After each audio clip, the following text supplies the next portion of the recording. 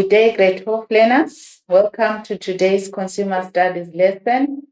My name is Lillian Dube, and this lesson is brought to you by the Northern Cape Department of Education in collaboration with Pagama Research and Development. Today, grade 12s, we are looking at housing and interior, and our topic is on buying household appliances. Firstly, I want us to go back home, just look back home in your mind and think about the household appliances. What household appliances do you have at home? Right, at home, we have got stoves, we have got microwaves, we have got refrigerators, we have got vacuum cleaners as the appliances. There is even more, but I've just mentioned a few or the most common ones that we use at home. So today we want to find out how to buy the household appliances, the choices that we make when we buy our household appliances. And we also want to look at their functionality. Are they doing the work that we want?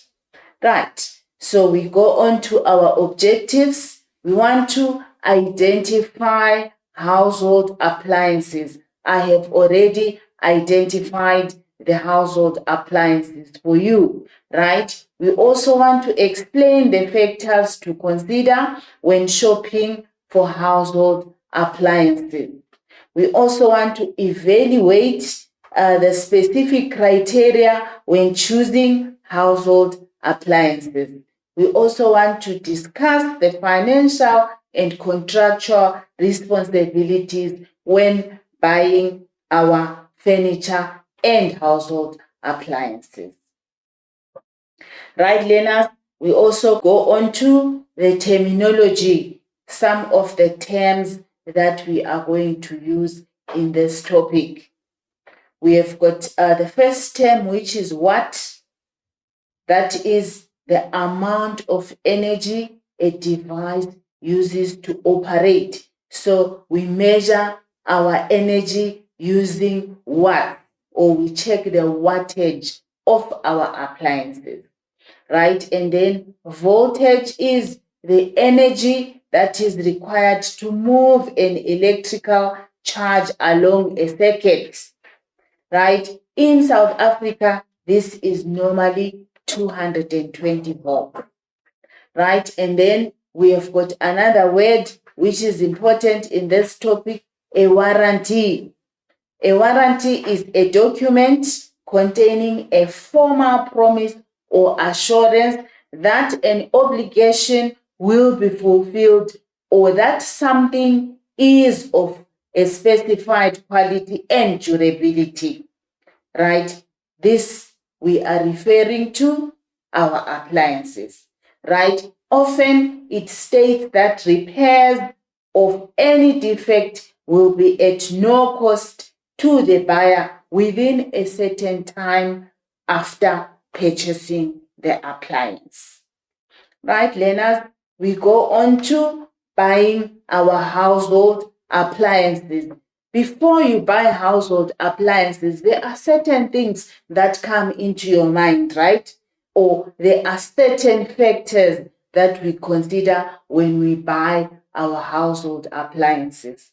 You don't just wake up and say, okay, I'm going to buy a stove from the shop, and then you go out of the house, just get into any shop and buy the stove. No, it doesn't happen that way. There are so many things that come into our mind or that we have to consider, that we think about before buying the appliances. So one first point that we have to consider when buying our appliances are your needs. Do you exactly need that appliance, right? On the needs again, we also consider the size of the family. You cannot buy a one-plate stove when there are 5 members of the family. So you have to buy something that is going to satisfy your needs. You might need a 4-plate stove so that you cook all your dishes at once, right? And then we also look at the budget. Sometimes budget constraints hinder us a lot when we buy these household appliances. You might find that sometimes you need a 4-plate stove, but because of your budget, you find yourself just buying a 2-plate or a 1-plate stove. So you buy something that is within your budget. Buy something that you are able to pay for. Sometimes we buy things that are out of our budget, and then what happens? Those goods are repossessed at the end of the day. Right. And then your lifestyle. What kind of a person are you? Or what kind of lifestyle do you lead? So when you buy a stove, you find yourself buying a stove that has got an oven because you are one person that wants to do what? To bake all the time, or you are one person that wants to grill their food. That is, you are somebody who wants to eat healthy. So remember, grilled food is healthy, right? And then we go on to the amount of space available. You cannot buy a 4-plate stove when there is no place to place that stove in the house, or you are maybe living in a cramped 1-room house. Then you buy a 4-plate stove. What happens? It will take all the space in the house. So we also look at the amount of space that is available. Sometimes we even go on to the point of measuring the appliance that you want to buy. Before buying it, you measure it and compare the size of that stove with the amount of space where you want to place the stove, right? And then your surrounding environment, that is the area that you are. Still, it goes on back to the amount of space that you have, has to do with the environment that you live in. Again, on the surrounding environment, we are looking at what kind of a place are you living in? Do you have electricity at that place? So if there is no electricity, then there is no need to buy an electrical stove. What do? You buy a gas stove, right? Sometimes we also consider whether the items are new or used. We sometimes buy used items. Why? Because they come cheaper. Although cheaper could be expensive, a used stove could break down anytime because it has been used before and you don't even have a guarantee for that stove because it's used or it's a second-hand item compared to something that is new. If it's new, then it comes with a guarantee and you are very much sure that it could last you a long time. And if it doesn't work, then you have the ability to take it back to the shop, right? And then the function of the appliance. Is it going to do exactly what you want? So we look at the functionality. Does it do the cooking that you want? Is the stove going to bake for you? Right? So that is under the function of the appliance. Sometimes we even find ourselves buying appliances that we don't even need, right? Some people buy coffee makers, they buy blenders, they buy food processors. At the end of the day, those things are never used. They just remain on the shelves there for a long time without being used. So what are we saying? We are saying buy something that you need. Buy something that is going to work for you. So That's why we are looking at those factors. We first check what we want to buy, why we want to buy it, what are we going to use it for, right? Let's go on, learners. Still on factors to consider when shopping for household appliances. We also consider the universal design features and ease of operating the appliances. Do you still remember, learners, about universal design that we did in grade 10? Right. What is universal design? Universal design is the design of furniture or appliances so that everyone can use them despite their physical disabilities, right? Also, despite their age, right? When we did universal design in grade 10, we said stoves are designed in such a way that when you are cooking, you don't have to bend until you have a backache. When we go to grade 1 classes, you find that they've got chairs designed for them because they are still younger and smaller. They cannot sit on adult chairs. Otherwise, they will have their feet hanging the whole day until they feel very uncomfortable. Apparently, they'll be very uncomfortable and it's difficult for them to sit on adult chairs or to climb onto adult chairs. So here I'm trying to explain universal design, that the appliances or the furniture is designed in such a way that anybody, despite their physical disabilities, are able to use the appliances or the furniture. Right, so universal design features are very important when we choose appliances or when we buy appliances, right? Appliances come with instructions, they come with a manual so that you are able to read on how to operate the appliance. Some of them come with just buttons that we press so that we can use them. And against those buttons, they come with something that is written and also diagrams, so that if you cannot read, you can actually look at the diagram and then you know what you are supposed to do, right? And then the next point is gas or electricity utilities that you already have. I have already explained on this point that you cannot buy an electrical stove when there is no electricity wherever you are living. Let's say it's a rural area where there is no electricity around and you decide to buy a stove, right? What kind of a stove would you buy?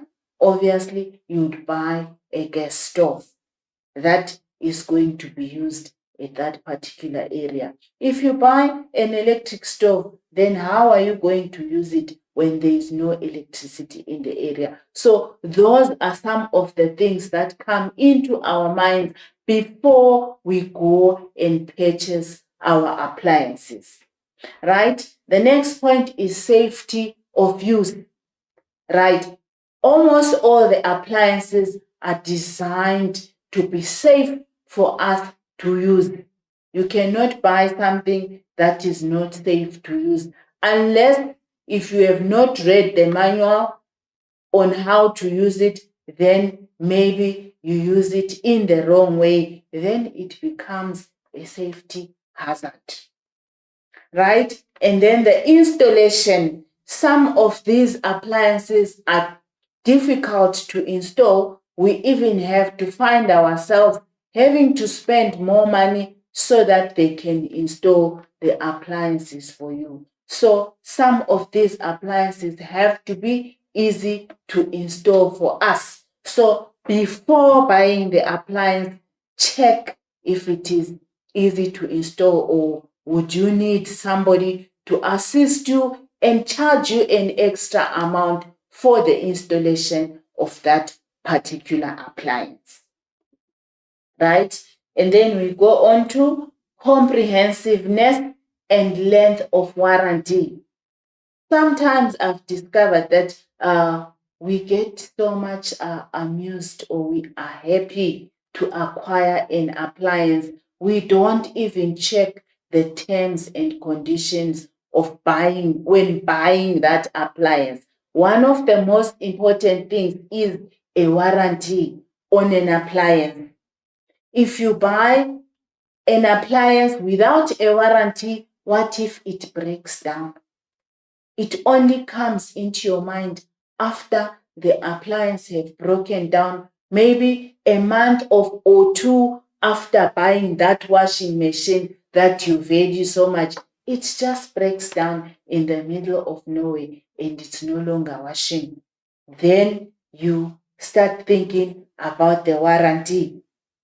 If an appliance comes with a warranty, then you are able to take it back to the shop so that they send it back to the manufacturer. It's either they can replace the item, they can refund you, or they can repair it. But you also discover that a warranty comes with a certain period. It's given a certain period of time before it expires.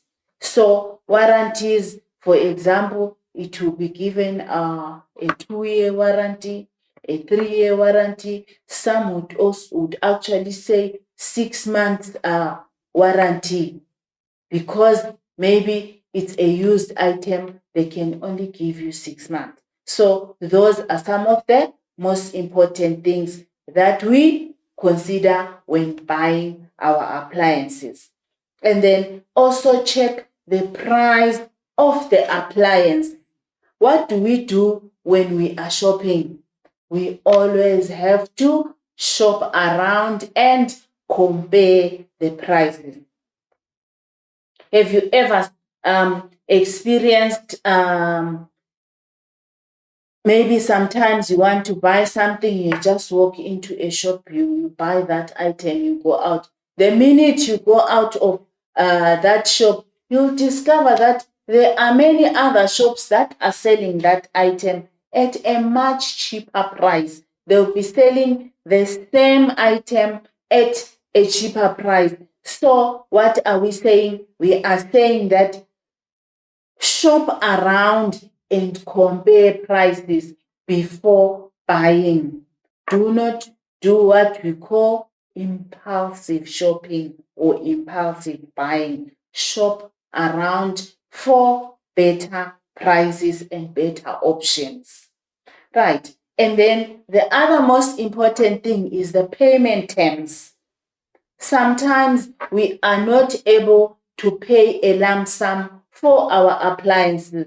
So we look for different options of buying our appliances, or different payment term options.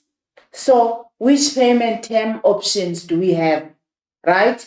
We have got what we call lay-bys. We have got what we call installment sales agreement, or sometimes we use what we call credit installments, right? So we will discuss these further as we go on into our lesson. Right. Let's go on to the energy consumption of appliances. Sometimes we buy appliances without looking at the amount of energy that these appliances use. Remember, electricity is expensive and we have to try and use it sustainable. And water is also a scarce resource in our country, and we also need to save as much water as we can. So when we buy these appliances, we have to consider some of those things.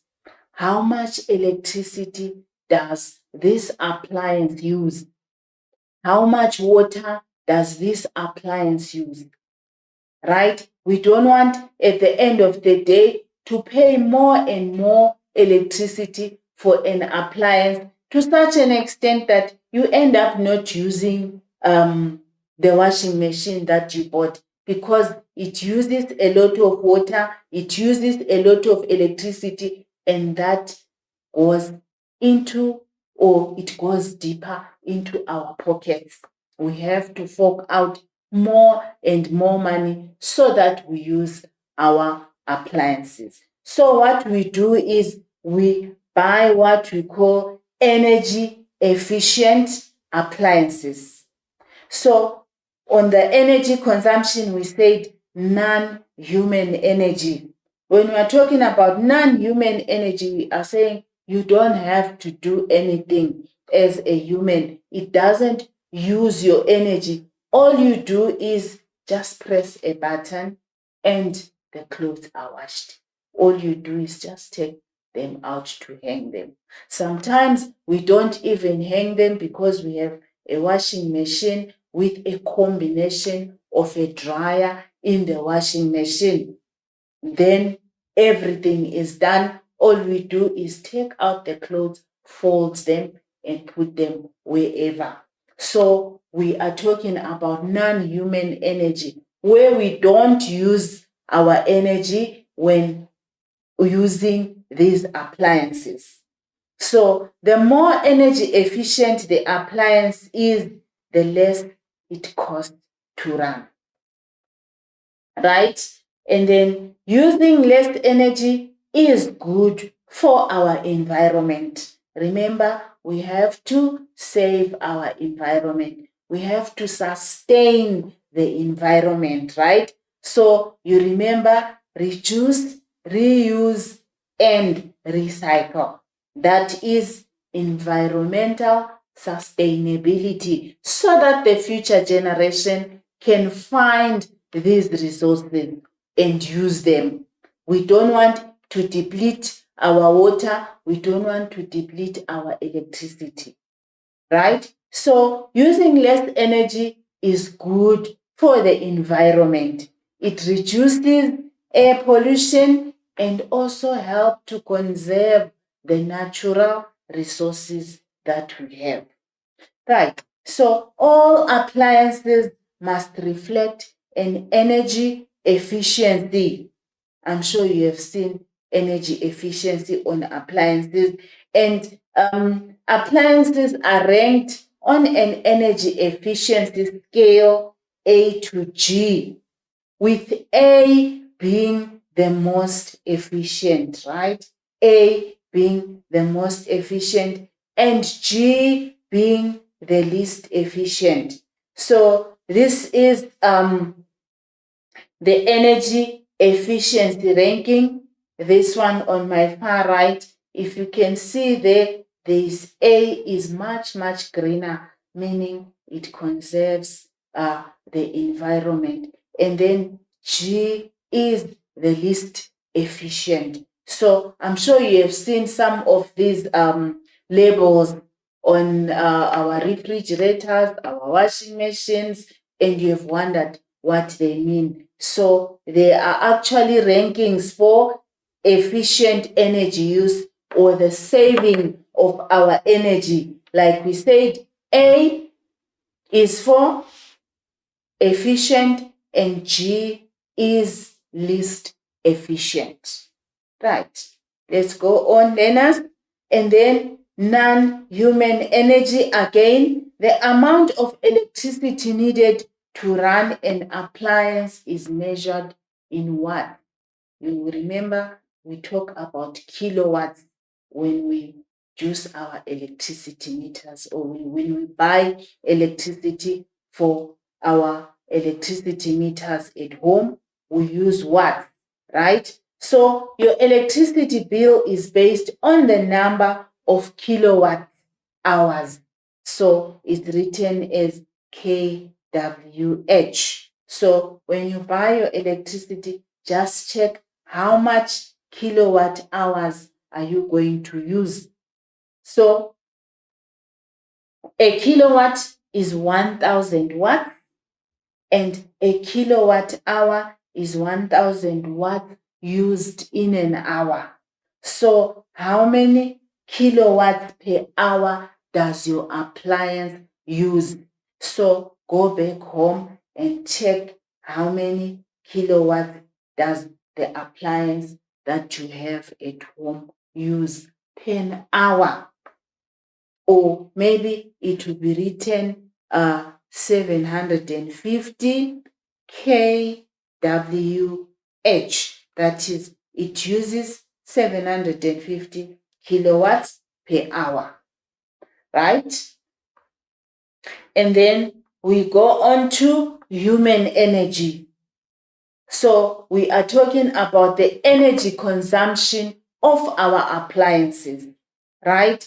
Is it a non-human energy or human energy?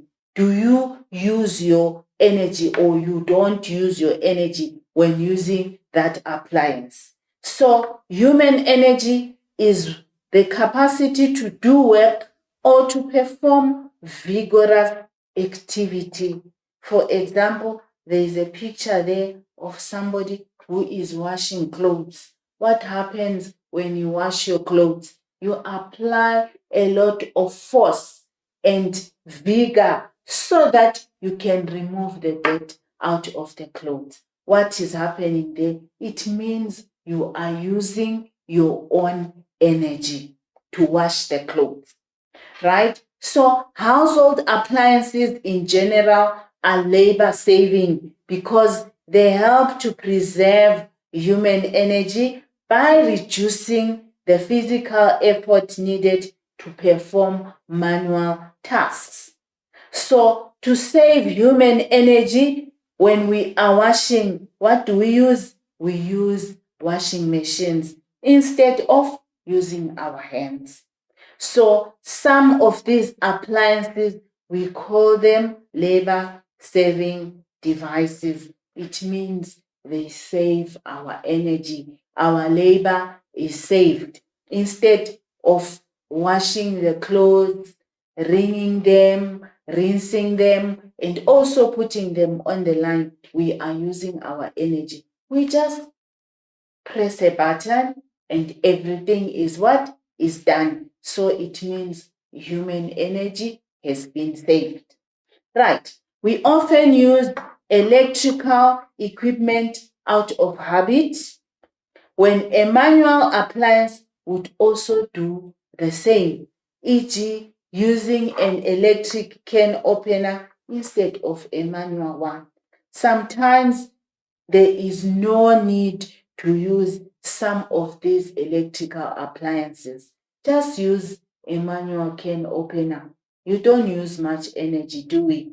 Instead of cutting the veggies, you just take an electrical cutter and use it. Why not cut the veggies yourself? There isn't much energy that is used, right? And then we go on to the universal design features. I have already explained universal design to you learners. Like we said, we did universal design in grade 10. Right. So universal design features increase the usability of these appliances, making them simpler to use, quieter, and equipped with dials and controls that are easier to operate and read. So some of these dials, like we said, they come with diagrams on them. On top of that diagram again, there is something written for you to read on how to use the dials. For example, we have got a stove there that comes with switches. On those switches, apparently, there is numbers that are written. And sometimes the knobs of the stoves come with the dots showing that this is the stove at the back, this one is the stove at the front, this one is the one on your right, again the right back stove and the right front stove. So they actually have got small dots that show that are actually drawn. There's a drawing with the hob or the stove plate, and then that dot comes at the bottom, meaning this is the bottom left stove. So it's easier for people who cannot even read to operate those kind of stoves that come with those dials, right? So remember again, universal design is the design of furniture and appliances so that each and every person is able to use them despite their physical disabilities or their age, right? And then universal design features, we have got desirable universal design appliance features, right? We have got on our appliances, we've got controls on appliances, that is the knobs that we use or the controls that we use to switch on and to switch off. Sometimes we've got display on labels of appliances. Right, the first one is refrigerators and freezers. We have got double door refrigerators that come with shelves, isn't it? The shelves are easy to remove and they are made out of glass. You can easily remove them and clean them instead of a rack. So the later development is that refrigerators come with glass shelves so that they are easy to remove.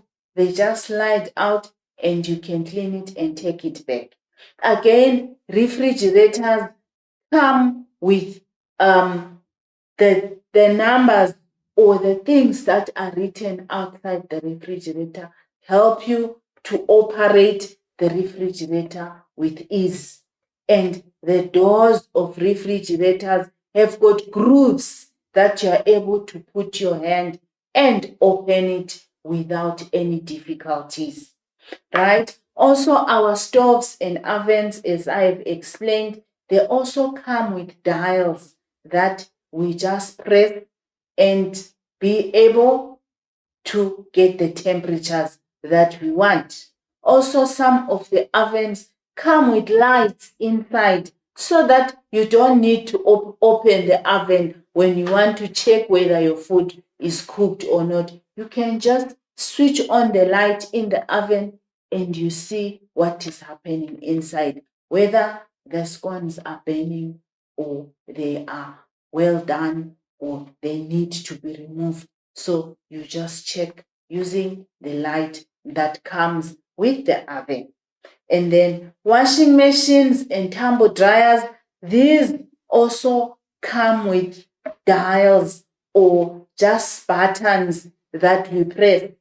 Some of them apparently you just touch the button or touch the touch operation that comes with the washing machine so that it washes immediately. And then those touch buttons come with some information that is written there on a washing machine, right?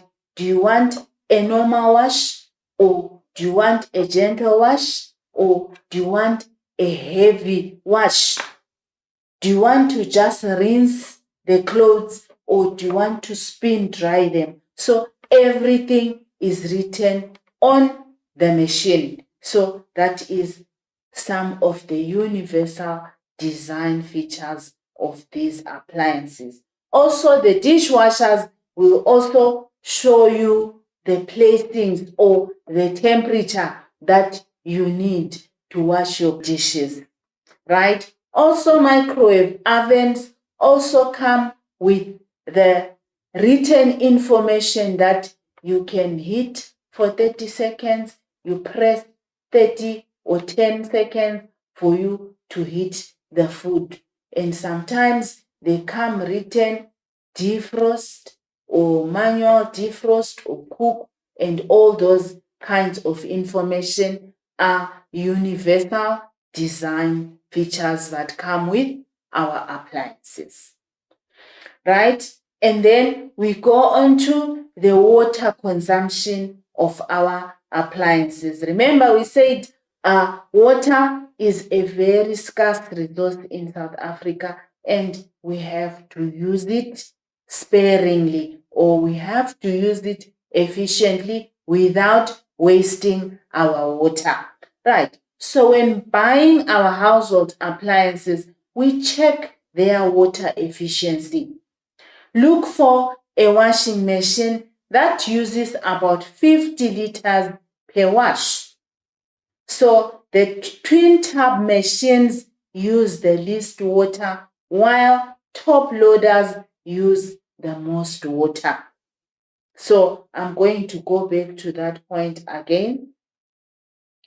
Twin tub machines use the least water, and top loaders use the most water. Right. I'm sure we have an idea of what a twin tub machine is, or a twin tub washing machine is. A twin tub comes with 2 drums, the one for washing and the other one for rinsing. So what happens is, after you have washed, it has washed and finished, then you'll have to wring the clothes and throw them into the rinsing drum. Right. And then for dishwashers, we must look for one that uses 15 liters per wash. So cutting down on the amount of water saves on energy and our utility costs. Right? We go on then as to our household appliances again. We want to look at the environmental impact of the household appliances. What impact do they have on our environment? Right? Household appliances have an environmental impact in all the phases of their life cycle. What do we mean? It means that the amount of energy they take to produce, to package, to transport, to install, and to also dispose of them when we don't need them, right? With time, we find ourselves disposing our appliances because they are beyond repair, or we no longer need them, or they are no longer doing the function that they are supposed to do. Right. So the biggest environmental impact occurs when appliances are in use. That is, they use energy and they also consume a lot of water. So we must control appliances' energy and their water consumption. For example, how do you control the consumption of water when using a washing machine? When we wash just a small amount of clothes, just fewer clothes, what do? We control the water levels of the washing machine. You actually select the water level or the lowest level of water so that you don't use the whole drum for just a few clothes that you are washing. So we are supposed to control our appliances during their use so that we save our energy and we also save the water. Right. Then minimum energy performance standard.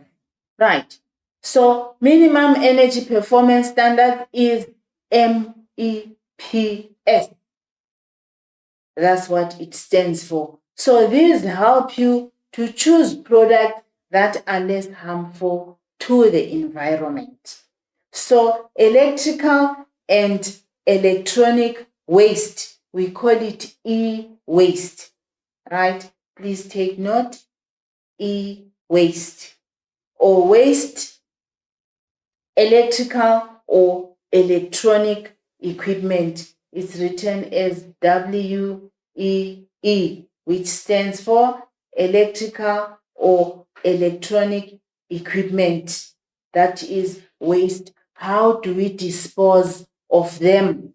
So WEE is the term that is used to describe old, end-of-life or discarded electrical appliances. So we sometimes call it e-waste or electronic or electrical equipment. Right. So how do we dispose of our electronics or our electrical appliances? Right. Sometimes they become a hazard to the environment or to the people out there. If you just discard them, just throwing them out without sending them for recycling, it means children can play around with some of those things. And like we said, they come with hazardous substances that can be a health hazard to the children, to the people, and to the animals around us. Right? So, e-waste contains recyclable materials such as metal, glass, and plastics that can be reused or create new products. Right? However, e-waste also contains hazardous materials that require special handling methods. So those people who recycle them actually know how to handle them so that they do not become a hazard to our environment. So remember, e-waste or WEE